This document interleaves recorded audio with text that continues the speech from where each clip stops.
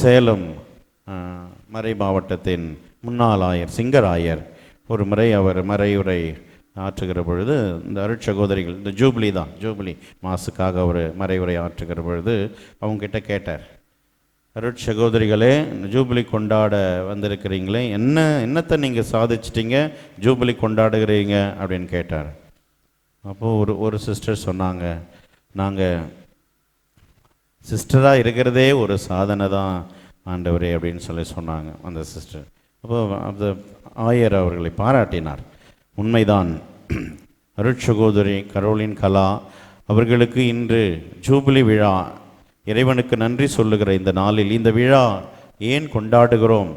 அவர்கள் என்ன சாதித்தார்கள் என்பதை விட அவர்கள் இத்தனை ஆண்டுகள் தன் அழைத்தலில் பிரமாணிக்கமாய் வாழ்ந்திருக்கிறார்கள்.